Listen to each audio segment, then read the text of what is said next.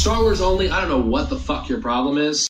Oh boy, here we go. I was pretty conflicted on making this video, largely because I did not want to bring attention to this drama, which I'm going to point out early. I think this is all pretty stupid, and I think we're all overreacting a little too much. I think we may have gone too far in a few places.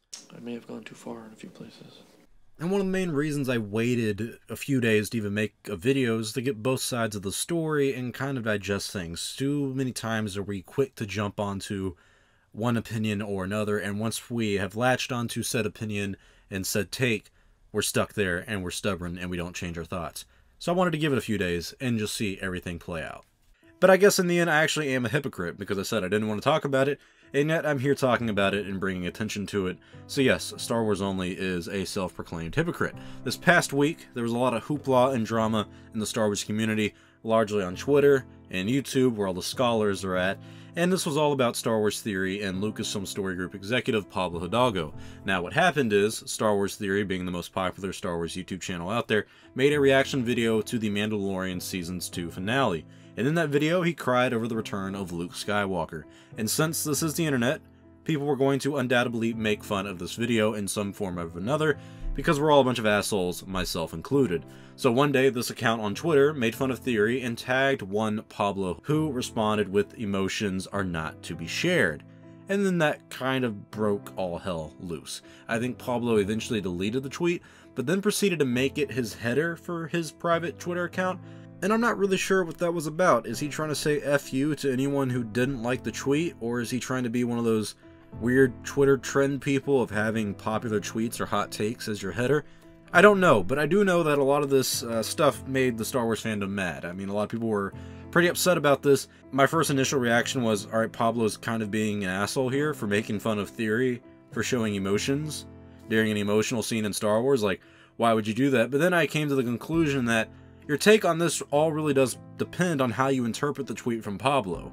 And I think that's kind of the big key point here. If you think he was making fun of Theory, you're more likely going to be upset with Pablo, because it just seems like he was being a jerk. But on the other hand, if you look at the tweet as him being sarcastic, then you may think Star Wars Theory and everyone else is kind of overreacting, which is kind of where I've ended up on this whole situation. I think we're all overreacting a little bit too much. To some people, Pablo's tweet seems like he's telling that people's emotions are not worth sharing, in the context that Star Wars Theory should not have shown so much emotion in his video, which of course is asinine. That's a very stupid take. But to others who I guess are looking at this like it's just sarcasm, they see it as Pablo actually defending Star Wars Theory in the sense that it's impossible not to share emotions, and the joke is obviously how ridiculous the notion that emotions are not worth sharing. So if Pablo is not being sarcastic and he is making fun of Theory for crying publicly over Luke's return, then yeah, that's an asshole thing to do. We should all admit that, and someone like Pablo, who is an executive at Lucasfilm, should apologize. I mean, you should not ridicule fans for showing their emotions on a franchise that you're working for.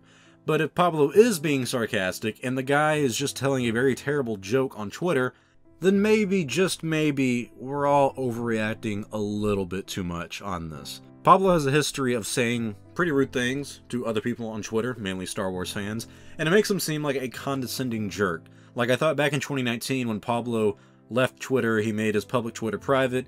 I thought us, the Star Wars fandom, and Pablo came to this like mutual understanding that we're just going to ignore each other. And a lot of this is kind of the, not result, but stemmed and really came to a head from 2017 and 2018, and we all have blown things out of proportion in the past as a Star Wars fandom.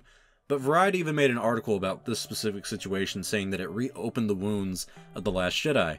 And while this does not really relate to the movie itself, like I said, it does kind of relate to how fans and Star Wars fans felt after The Last Jedi came out. A lot of fans felt like the employees of Lucasfilm were basically disregarding anyone who did not like The Last Jedi. And it would have been entirely accurate to say that the relationship between Lucasfilm and fans was not perfect after 2017. They had a real problem on their hands over there at Lucasfilm in terms of the PR department, and that's basically what's happening here on a smaller scale, but bigger scale in terms of the people involved.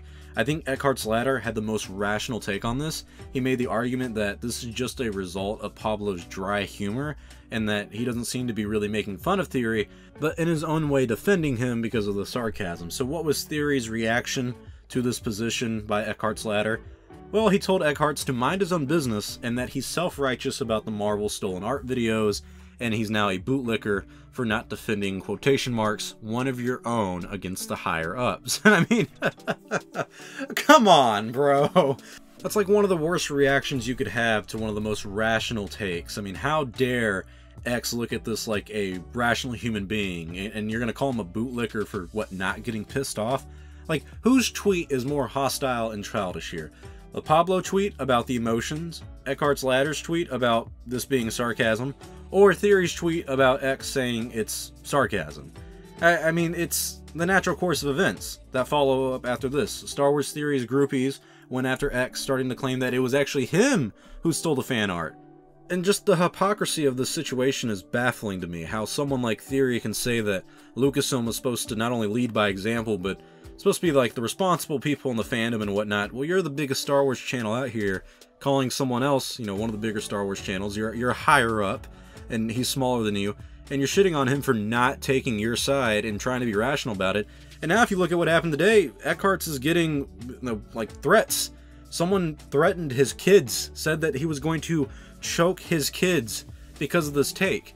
And it's not like, oh, this is just some random fan. No, this guy is clearly a fan of Star Wars Theory, because he said the same thing that Theory said about calling him a bootlicker. So, you know, if Lucasfilm's supposed to take responsibility for its employees, Theory should also take responsibility for the overzealots in his Star Wars fandom who are just going after anyone who disagrees with Theory or does what Eckhart's does and takes a rational stance saying that maybe we're all overblowing this.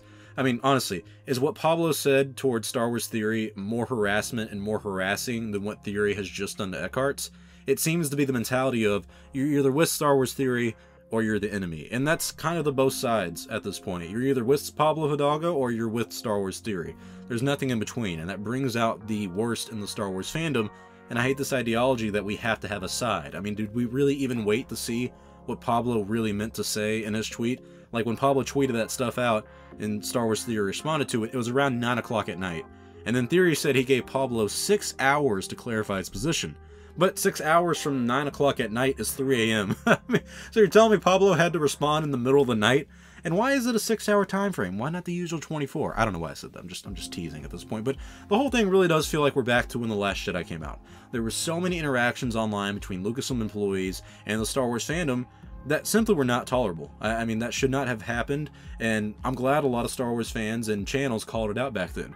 A lot of people called out the bad representation that Lucasfilm was going into when it came to Twitter. They were, you know, harping on Star Wars fans for not liking The Last Jedi. But where the hell is Star Wars Theory during all this?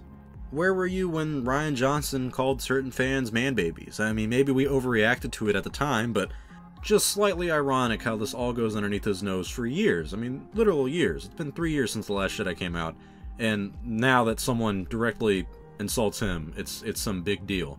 Now, there's also some people who assume that I'm making fun of Star Wars Theory for crying during the ending of Season 2, and that's not the case at all. I'm never going to say you're not allowed to be emotional during these kind of emotional moments. I, like many other people, teared up during the last episode of The Mandalorian. Seeing Grogu leave with Luke brought out the inner child in us all. It's completely fine to cry during these kind of moments. It's a big deal for a lot of us, and Theory said that Luke was his childhood character growing up, and Star Wars was a big help for him growing up when he fought cancer. And that's a really heartwarming story, and it goes to show how impactful and meaningful Star Wars is to a lot of us.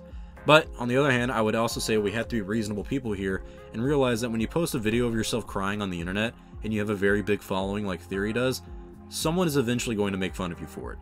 Does not make them right to do it, it just means it's going to happen.